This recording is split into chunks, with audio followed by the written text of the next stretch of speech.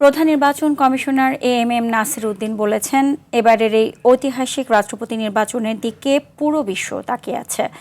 তাই প্রস্তুতিতে কোনো ধরনের ঘাটতি রাখেনি কমিশন। এই নির্বাচন নিয়ে আইনি প্রতিবন্ধকতা তৈরিরও কোনো সুযোগ নেই বলে জানিয়েছেন অ্যাটর্নি জেনারেল রুহুল কুদ্দুস কাজল। অভি আরিফকে সাথে নিয়ে জে মাহমুদের রিপোর্ট। দীর্ঘ ৩৫ বছর পর সংসদ সদস্যদের ভোটে নির্বাচিত হতে যাচ্ছেন দেশের ২৩তম রাষ্ট্রপতি। সংসদীয় শাসন ব্যবস্থার সর্বোচ্চ পদের এ নির্বাচনে প্রতিদ্বন্দ্বিতা করছেন ক্ষমতাসীন বিএনপির পক্ষে মির্জা ফখরুল ইসলাম আলমগীর এবং জামায়াত সমর্থিত ১১ দলীয় জোটের পক্ষে অবসরপ্রাপ্ত কর্নেল অলি আহমদ।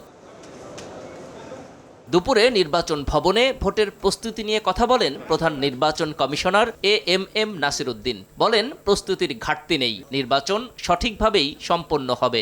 এখানে যারা ইনভলভ থাকবেন সবার সহযোগিতা পাচ্ছি, তাতে কোনো ইনশাল্লাহ আমাদের কোনো অসুবিধা হবে বলে আমরা মনে করি না, এবং আমরা কনফিডেন্ট যে ইনশাল্লাহ আমরা একটা সুন্দর নির্বাচন, রাষ্ট্রপতি নির্বাচন, এটা তো বিশ্ববাসী তাকিয়ে আছে। তো ভোট গ্রহণ ও গণনা শেষে এদিনই ঘোষণা করা হবে বিজয়ীর নাম। 2টা থেকে 5টা পর্যন্ত ভোট হবে। তো ভোটের পরে তো আমরা ওখানে ইনস্ট্যান্টলি গোনা শুরু করব।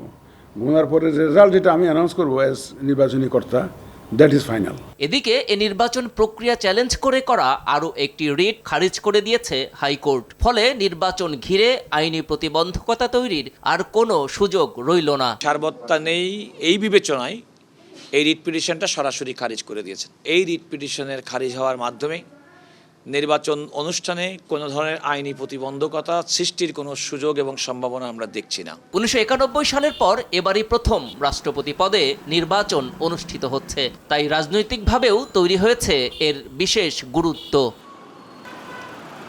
GM Mahmud, RTV, Dhaka.